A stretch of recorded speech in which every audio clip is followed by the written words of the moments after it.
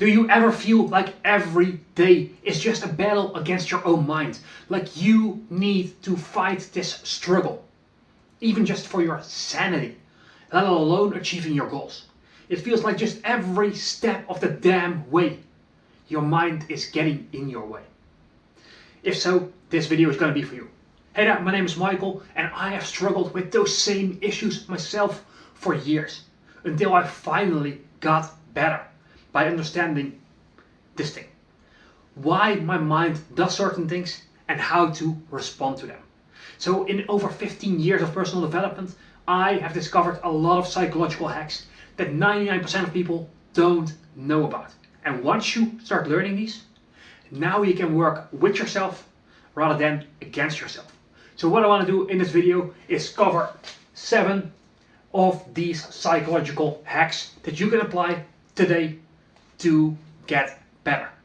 One recommendation that I have for you before we dive into this is take out a pen and write down your highest priority goal right now. And the reason I'm recommending this is the following. If you look around you in the room or wherever you are right now and you check for everything that is blue, you will find it. But if I ask you now to switch to the color red and you look around, your mind focuses on the color red. Just like if I ask you to search for green right now, or for brown, or for yellow. Notice what just happened. It's the same environment, but your mind points out different things in that environment. It's gonna be the same thing when you're watching this video, or literally any other. Once you write down this thing here, this goal, that's important to me. What's gonna happen is just like if I ask you to look for blue, your mind is gonna point out ways in which you can use this content to achieve that goal. So use that as a hack to not just take notes, to not just take information in, but to actually use that information to achieve a certain goal. And by the way, that's not on the board, but that psychological hack is gonna get you very far when it comes to learning effectively. So let's turn our attention to the board over here. And these are the 7 things we're going to cover. I'm going to start with the procrastination equation.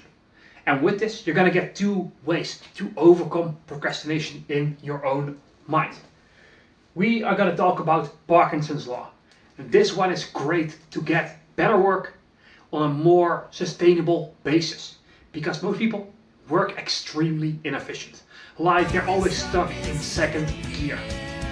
You don't want that, right? You want to go fast. Third thing, we're going to talk about the Hermoine Effect.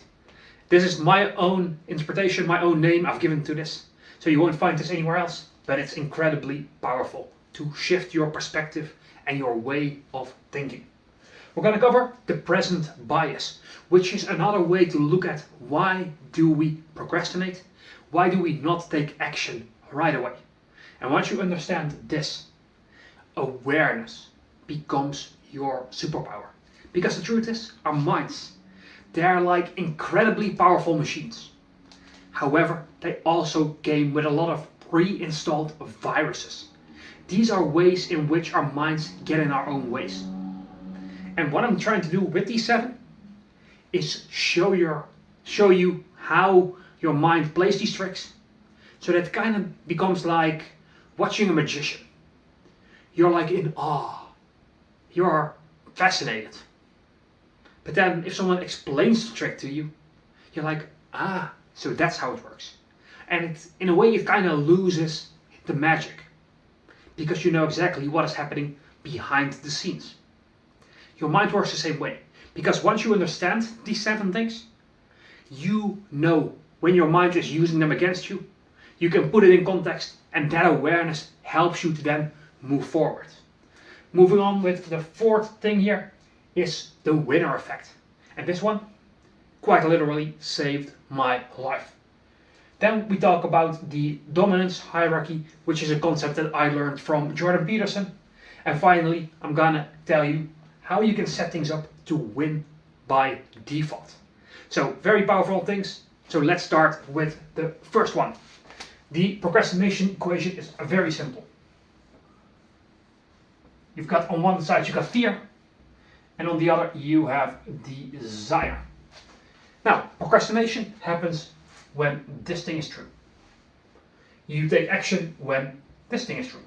AKA when your desire is greater than the combined factors of a lot of fears, you will take action. Now let me quickly define what I mean by this. Because there are a lot of things that we can be afraid of. For example, before I started recording this video, I was pacing around the room for like 15 minutes. Just nervous. But now the nerves are way lower.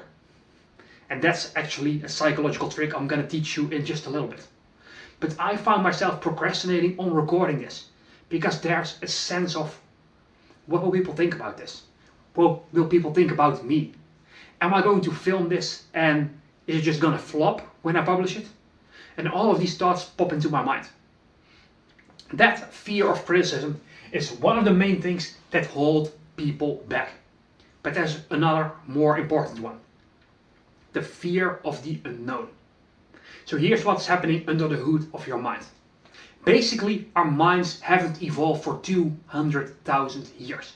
Back when we were literally cavemen. That is crucial to understand for the rest of this video to make sense. And the reason we have a lot of our thinking patterns, a lot of the programs in our mind, were designed to survive 200,000 years ago. And actually, it goes back to millions. Because we share a lot of these things with many other animals. But here's the thing. If you had your tribemen and you had your little village, you had some surrounding areas here that were familiar and you knew what was there. Maybe you even set it up so that there was like a wall, so that that environment was safe. But guess what? If you now wandered off there into unknown territories, there could be predators there, there could be some kind of like landslide or quicksand or anything that is dangerous. So in order to protect us, our minds have a program installed that basically goes, if something is unknown, danger. Just stay away from it. That's why it's so difficult to try new things, because you are facing that fear of the unknown. That is a very dangerous killer for a lot of dreams. So please realize that by standard, if you want to achieve something new, you have to do something new. So you need to be aware of this. You need to be aware that once you go and try it, your mind is just gonna pull off all of the alarms. And it feels just like fireworks are going off inside of your own mind. And it triggers you. Good. That is a sign that you are on the right track. So with this fear factor, what you can do is the following. There are many factors that go into this. But one of the things you can do is to make it from something like this to something like this. Because you are here. Most likely because you have big dreams, big goals for yourself. That's why you're into personal development. However, big dreams and goals, they're like this box. But now you're thinking, but if I need to do this, there are 78 steps involved, and I need to do this and this and this and this and this, and I need to learn this skill, and oh my god, what if this thing happens? And suddenly, because this big thing is here, it becomes overwhelming. So what you can literally do, if you know there's like an 80-step plan, step plan, what you do is you focus on step number 1. It's that simple. So one way you can use this, for example, on a daily basis. If you tell yourself, 2025, right now I will get in the best shape of my life. And you're like excited. And you say, you know what? Every day I'm gonna go to the gym for an hour. If that's your goal, what you can do is you can shrink it down, make it tinier, to say, I'm just gonna set foot in the gym. Because if you haven't been exercising regularly, going an hour every single day, you just created Mount Everest in front of you. And you're looking up at it like, oh my god, this is gonna be a lot of hard work. Instead, you shrink it down. And by doing that, it becomes less overwhelming. You have less confusion about it because you just focus on that first step. Just focus on getting yourself out the door. That is the crucial element. And actually, you can shrink it down even further. If this is your full step, this is step number 1. What is step 0? Basically, what is the one thing you can do to get started with it? When I was using this years ago, I was writing a lot of articles. And I used to tell myself, I will write a 2,000 word article, blog post today. And then, because it was this kind of big thing, it felt overwhelming. So I just told myself instead, I'm just gonna write 2 paragraphs. And now you're in this situation, where literally by just getting in front of the computer, overcoming procrastination, punching it in the face, and decreasing this fear factor, you will get way better results because it feels less intimidating. So that's how you work on this side of reducing the fear. We also can work on the desire factor as well. And for this, there is one technique that I like to use, which is called the trail of whys. And it works like this. If you have taken my recommendation of writing down your goal before you start watching this video, what I want you to do is just ask yourself, the thing you've written down, why is that important to you? So you basically start with your goal and you ask yourself why. Hopefully you can write better than I do, because this is just horrible. But you ask yourself why and you get to the bottom. Then once you have an answer, what you're gonna do is you're gonna dig deeper. And you ask yourself why again, about the answer you have just given. And then you do it again. I'm just gonna abbreviate it, why and why. Here's why this is so powerful. Let's say you have the goal to start your own personal brand and to make money with it. That's the goal. Why do you want this? And you could say something like, well, I just want to make money on my own terms. Okay, so why is that important to you? Well, I don't want to be dependent on a job. And then you get to like the bottom here, and maybe you come down with something like, well, I just want to have the time freedom to be there for my future wife, future kids, because my parents were never around. They were always at a job they hated, and they never had any real freedom. The boss decided when they could take a vacation. The boss decided when they needed to be in the office. And they never had any freedom. Not time freedom, not financial freedom, not freedom to travel the world. They had none of that. And I want for myself and my children to experience what it means to be totally free.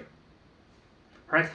That could be one of the outcomes once you go through 5-6 layers of this trail of why. Now, let me ask you one simple question. What is gonna spark more desire into you? I want to build my personal brand, or I want to give my children the chance to experience life to the fullest and to be there to watch them grow up. Right? One of them is a surface level goal. The other one is a deep emotional reason why you must succeed, not why you just want to succeed. And as you go through this trail of whys, you increase the desire, and as you make things smaller and you focus on the first step and then just on getting started, you reduce this factor. And one thing I'm gonna give you on fear is you just need a few moments of bravery. We talked about that fear of the unknown. Guess what? If you push yourself out the door 2-3 times, the unknown is a bit more known. It is a bit familiar. So over time, the more you take action, the lower this gets, and the more you can see progress. The more you're like, fuck yeah, I'm on the right track. The more you take action, the higher this gets. But it all comes down to punching fear in the face. Making it easy to get started so that you get started. Because this momentum swings in favor of desire, but only after you push yourself out the door. And with that said, that was the procrastination equation. There we go. That's one out of the way. Now let me quickly clear the board and we'll move on to Parkinson's law. which is basically how to get yourself out of like second gear and into third, fourth, fifth, and sixth gears. So, in order to understand Parkinson's law, what I want to do is give you the contrast between high school and college. Because a lot of students do extremely well in high school, but completely fail in college or university. And the reason is simple. In high school, on Monday you have a test, on Tuesday you have homework, on Thursday you have to turn in a project, on Friday you have to do some more homework, and then the next week, on Tuesday you have a test, on Monday, Wednesday, Thursday, Friday you have homework, right? There are so many mini deadlines along the way that it keeps students accountable. They also have to show up. They have accountability. The thing is, in university, what teachers do is like, hey, test, the midterms are in 7 weeks. What you do until then, I don't really give a flying fuck. Just do you, don't interrupt me, and let's get into the lecture for today, right? That's how it works. So here you have a lot of these tiny structured deadlines. In university, it's like you are here, midterm is here, nothing in between. Maybe a project that needs to be handed in 5 weeks from now. And then you get to real life, which is even worse. Because at your job, you might have a manager who tells you, hey, Michael, do this, do this, do this, and do this today. But nobody's gonna tell me, hey, Michael, you need to go to the gym today. Hey, Michael, press record on that video. Hey, Michael, do this thing. Hey, Michael, do that thing. Just like for you, there is nobody really telling you, like, go and take action for your dreams, for your goals. You need to be both the player, the coach, as well as the cheerleaders for yourself. And that's why most people fail, because of Parkinson's law. So let me give you what it looked like when you were basically in high school. You had this graph, and then you have life afterwards. This vector here, this is time, and over here you have effort.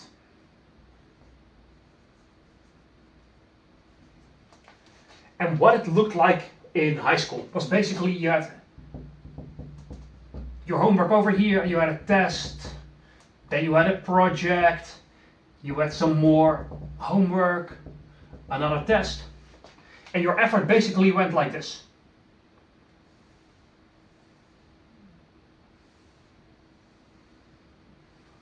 So every time there was a deadline, you probably waited until the last moment before you had to turn it in to do it. So test is on Thursday, you start learning on Monday evening. And 99% of your effort goes into this area just before the deadline. Sound familiar? Now here's what it's like in real life. You also have time over here and your effort. But now, maybe you only have one deadline over here. So you just move along like this, and then it approaches, and then it goes down again. That's how most people live their lives. So Parkinson's law states the following. Work tends to extend to the maximum amount of time that is permitted to complete it in. Meaning, if something is due on Friday, you're gonna do it on Thursday night or even Friday morning or the afternoon, as close to the deadline as possible. However, if that deadline wasn't on Friday, but on Wednesday, you would have it done 2 days earlier. So what Parkinson's law entails and how to use it to your advantage would be to go from this situation to creating this for yourself. So that means if you tell yourself, in 2025, I want to do this thing. I want to start my own business, right? That is your 12-month goal. What do you need to have done 6 months from now? What do you need to have done 3 months from now? What do you need to have done next week? Create smaller chunks, again, that also decreases the chances for procrastination. But make it so that you shrink down the time it takes you to do something. And with this, be rigorous. Because it's one thing to say, I will create this new video next week, in 7 days. Or you can say, you know what, filming takes me maybe like 40 minutes, editing might take me another 3 hours. I will publish this 2 days from now. And then 2 days after that, I'm gonna do the same thing again. And then 2 days after, I'm gonna do the same thing again. What you're doing is you're taking this time, you shrink it down. You give yourself a bigger constraint so that it propels you forward, so that you have some reason to put in this focused effort. Because once you constrain yourself and you don't fall victim to this procrastination, you can now get into what we call a flow state. You probably had that experience where last minute you got more done than you did 3 weeks before that. All because you decided to really narrow in your focus, get to work. When you use Parkinson's law this way, it works in your favor rather than ruining it and creating more procrastination. So shrink things down, end of the day rather than end of the week, this week rather than this month rather than this year. The shorter you can make it, the better it is. And the only constraint here is the amount of time it actually takes to do the work. So if you can do the work in like 30 minutes, set your limit for I'm gonna do this within the next hour. It's that simple. Rather than saying, oh yeah, I'll get to this week. Do it now. And that is the Parkinson's law out of the way. Third thing then, and this is one of my favorites, it's called the Hermoine Effect. This is how I named it, after of course Hermione Granger from the Harry Potter books and movies. So what happens when anyone asks a question within like a 200-meter radius within Hermione, or around Hermione? She will eagerly raise her hand, say, yes, I know the answer, and most of the time she will just give it to you without being like given the floor to speak. She will just give you the answer. Thing is, our minds, they work the same way. So when you present it with a question, your mind wants to answer it. However, most people give questions that just lead them down a dark path where everything gets worse. So earlier in this video, I dropped my stift. Guess what? I could have just thought to myself, oh, why am I such an idiot? And if I were to ask myself that, my mind is gonna be like, oh, I'm glad you asked, Michael. Here's the list of 950 reasons why you are an idiot. That's because I asked it for something, I got an answer, but that answer would only make me feel worse about myself. So, for example, if you make a mistake, rather than saying, oh, why is it always me? Just ask yourself, how can I get out of the situation 10 times better? In what way was making this mistake gonna lead to a better outcome, not a worse outcome? If you mess something up at your job, you ask yourself, how can we recover this, like the cost it took, 2, 3, 5 times? And once you ask those kinds of questions, your mind goes to answer. It goes like this, like, yeah, I want to answer. And you get ideas. This is, by the way, also the reason why I asked you to write down your goals at the beginning of this video.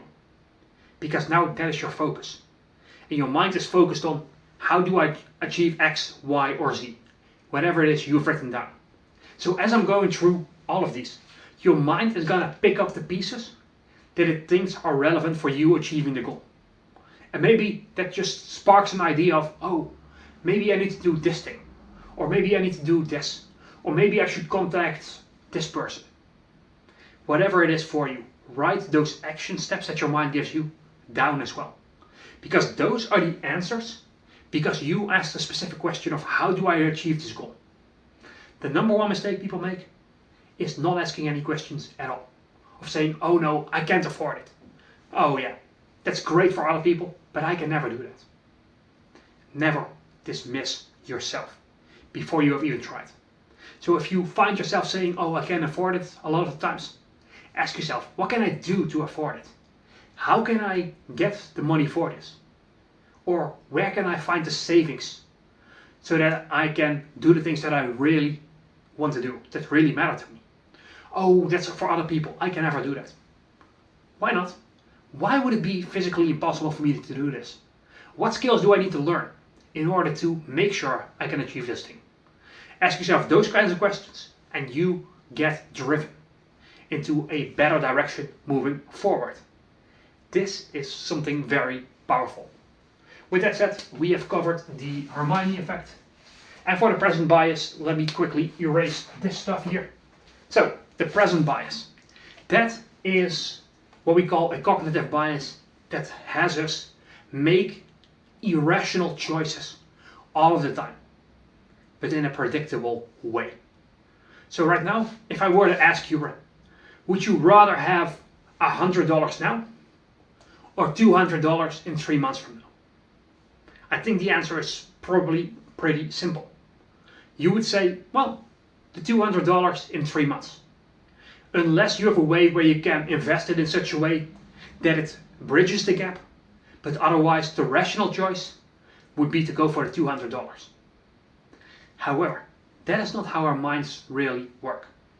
What you would see in these kinds of experiments is that a lot of people still go for the lower amount because it is in the present moment. So here's what our minds basically do. You have two situations. You have the situation here that is the actual reality. And then you have how your mind perceives things. So this is within your mind. Now, logically, we do the following. It costs me this amount. I receive this. And so the benefits are greater than the cost. So I'm going to do this. I'm going to make this choice. So this is the reward and this is the pain. And by the way, things like exercise, things like putting in the work now, effort, that is perceived as pain. So this is how you would make a logical decision. An example of this could be, if I go and exercise now, pain, I get much greater health, muscle, opportunities, dating, whatever, later, reward.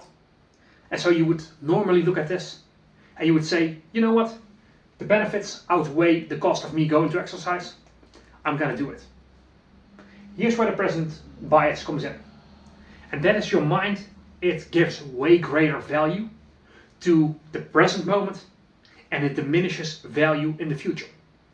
So what this does, if we use our exercise example, if you have this amount of exercise with this pain level, your mind exaggerates it.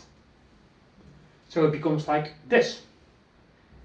This is now the pain associated to going to exercise right now. And then this is in the future. So you're like, well, it feels like this to your mind. And now we have a problem, right? You know that exercise is good for you long term. But because of the present bias, your mind thinks, I'll do this tomorrow. You know what, I have a little bit of time today and tomorrow I'll have more time. So let's just not do it now and let's postpone this. Or, oh no, I'm just a bit too tired right now. I'll do it later this evening. And what your mind does is it pushes away from doing the painful thing in the moment. This is one of the core reasons why we procrastinate a lot.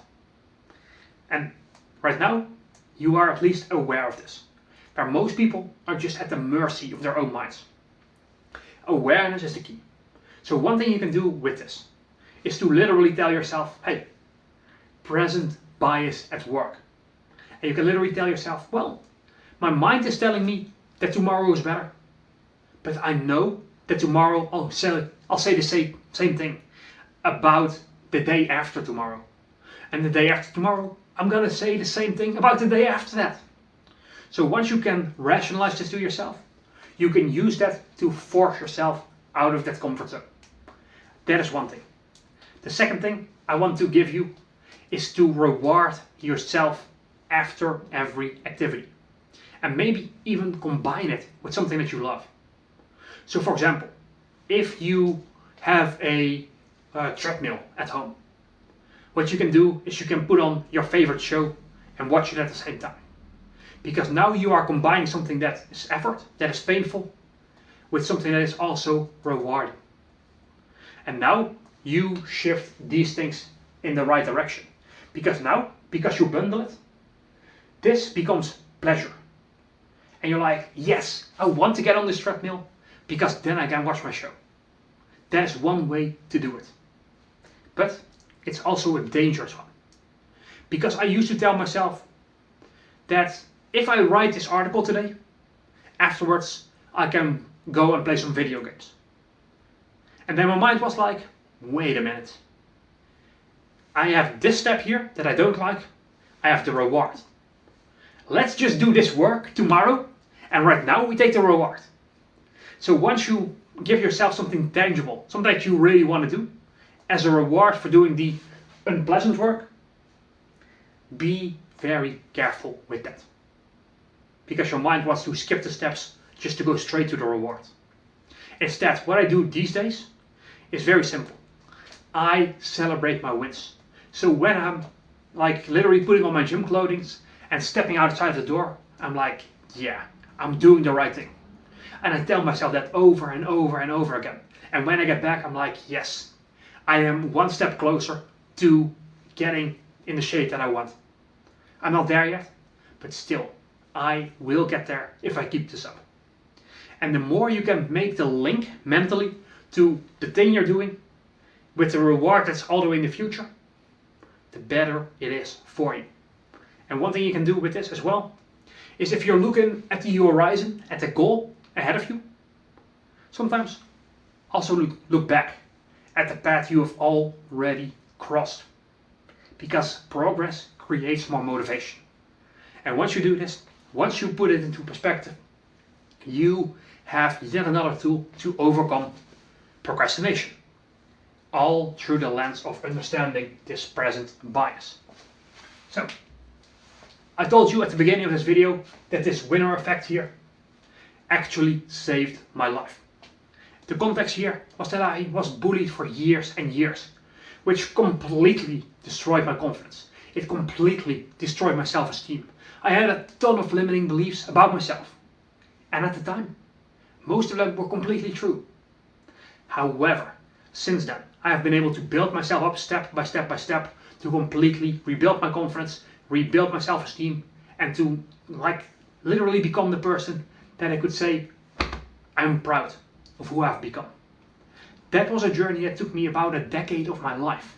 But if you want to have extremely high confidence, high self-esteem, what I've done is I've created a free masterclass that teaches exactly what I've done, where I share the 3 most important breakthroughs. If you want to get that, it is absolutely free right now when you click the link below this video, or you go to mycomicheals.com/conference. Go to the page, enter your first name and email address, just submit it, and you will get access to that training. With that said, let's dive into the winner effect and how I got myself out of this mess where I was depressed, where I had no confidence, no self-esteem, nothing at all. And that is through the power of the winner effect. So what I did was at some point I set myself a vision for the future. I was thinking at the time of just ending everything, like game over. However, there was also this voice inside of my mind that spoke up and said, no Michael, you can do way, and I mean way better than your bullies could even dream of being. So I had this vision for my future. But then I needed to also put the action steps in place. And the way I got out of this initially was through watching a lot of videos, through reading a lot of blog posts, to just getting information inside of my brain. Because I felt like I was getting better and better and better. The winner effect goes like this. It states that basically the more wins you get, the higher your confidence and your self-esteem are going to be. So one example where I use this effectively is in boxing. So let's say you have your champion or your former champion over here, and he just came back from an injury. So if this is his potential, right now he's maybe feeling like this at a 30 level, power level, if you watch Dragon Ball Z. So what the manager is going to do is they're going to schedule a fight against this guy. And this is a bit of a worse boxer. So in terms of his power level, he's at like 25. And guess what happens? This guy gets defeated, and as a result, this guy becomes more confident. Because he just had this win. He gets the celebrations. He's like, yeah, I'm back in my form. And maybe this 30% goes to 40 right now. So this guy is out of the way. And what they do next is they have another fight against this guy over here. And his power level is 35. And then the fight after that would be a guy over here that's maybe at 45. But because he beat this one, confidence went up. And now he's at like 50. And he's gonna beat the guy at 45. Confidence is gonna go up. So one of the secrets I learned along the way of building confidence is that it's way better to work on your goals. Because every tiny win that you get, that reinforces yourself, creates motivation, and makes it so that you can get the next win. And the next win, and the next win, and the next win. So for me, it started with just learning. Because I felt like I'm going from where I am here at 0 to having a bit more information. And then I had a bit more knowledge. And then I started my own business that ultimately failed, but still I felt like I was doing something. And I was putting things into practice. And little bit by little bit, this kept building up. Because the thing is, you don't build confidence by shouting yourself up, by saying, I'm the greatest, I'm the GOAT. Right? You don't build confidence like that. You do it by building up your skills. By then taking your skills, taking action towards your goals. Then you get some small wins. You get some accomplishments.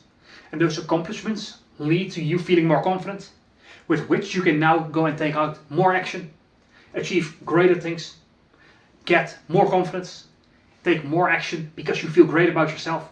And this becomes this virtuous cycle upward. That is how this winner effect works. And the way you can put this into action. Let's say you're living unhealthily and you want to change. What you can do is you can literally just make a swap of soda for water. And then you celebrate that like, yeah, I am on the right track. I can do this. And when you tell yourself, you know what, I can make these changes, you feel more confident and more motivated in your journey of making that shift in terms of your health. And maybe the next step is you go outside for a walk every day for 15 minutes. And afterwards, you remind yourself, with the present bias, that because I went on this walk, I will get in the best shape of my life. You link those two together, and it creates more confidence that you can actually pull off your weight loss journey, your health journey.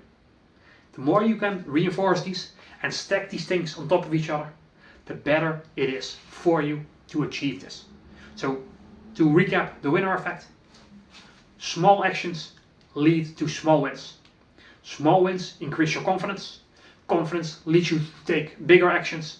Bigger actions lead to bigger wins, which leads to bigger raises in confidence, which then reinforces the effect. And as you implement this, you will get better and better and better with each passing day. Don't focus on being perfect, focus on making progress. And we have the winner effect out of the way. Now, sixth thing here is the dominance hierarchy. Like I said, I learned this from Jordan Peterson. Because our minds, the limbic system of our brain, is constantly watching our environment, and specifically the people in it. And once we perceive ourselves to be at this level, compared to an environment that's maybe like here, we will feel confident. Because our mind is basically determining, hey, my status is higher than the status of the people around me, I feel great. An example of this could be if I put you in a group where you are extremely fit and everyone else is overweight, you would look and say, you know what, physically I'm doing so much better. And that gives you a lot of confidence.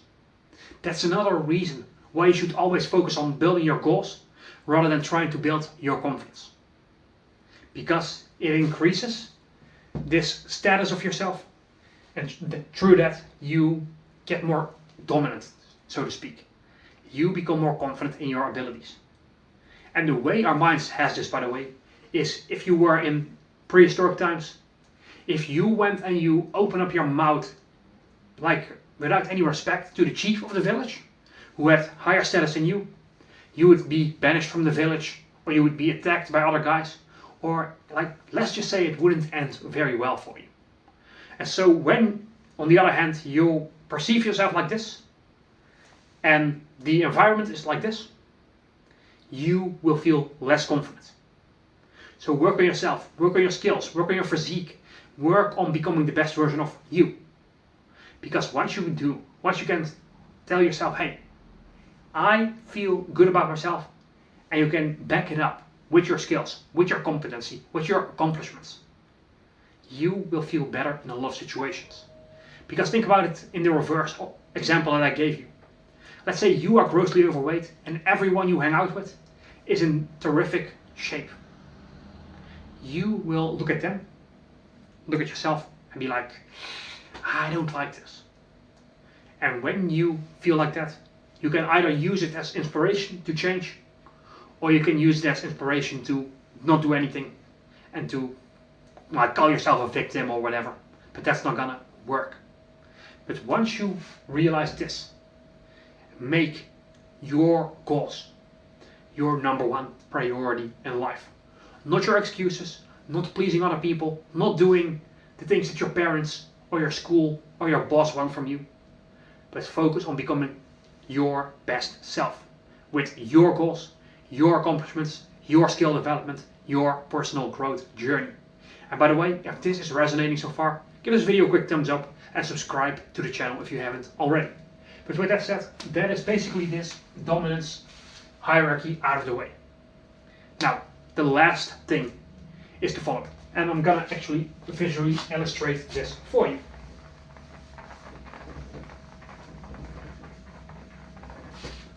Now, here's one myth that I need you to dispel right now. You might think that the people you look up to suddenly have like infinite discipline and willpower. That is not the case. Some have like better control over it than others, but we are all human. The difference is that successful people set up their lives in a way where they almost win by default. So let's just say that this is your working desk. And over here, you have a bowl of cookies. These are like the worst drawn cookies ever. But that's your bowl of cookies. Guess what? You're probably gonna eat a lot of cookies. But what if you had this desk and it was clean? And instead, if you go down the stairs here, you go into the kitchen, there's a cupboard, and the cookies were inside of this. They were out of your sight. Do you think you eat more or less cookies than if they were on your desk? You would eat less. And what if this was, like there weren't even any cookies inside of this cupboard. They weren't even in the house. Do you think it's more or less likely that you would eat the cookies? It is less likely. Because now if you are peckish, you go and you open those cupboards, but they're empty.